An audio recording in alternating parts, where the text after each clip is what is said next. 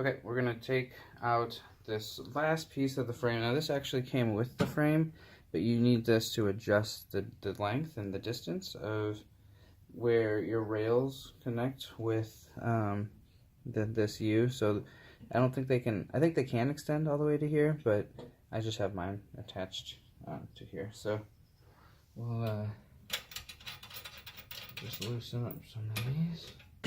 Guys, I've already taken out the bottom one, so there's really not much to this, but I did want everyone to know is 1, 2, 3, 4, 5, 6. So basically we're using the second to last one. This one right here. And the U's are facing, I have them facing towards the back. So this is similar matching to what's going on there. But yeah, so these are adjustable. You can move them around. I don't know if there's a benefit right now for me to change much.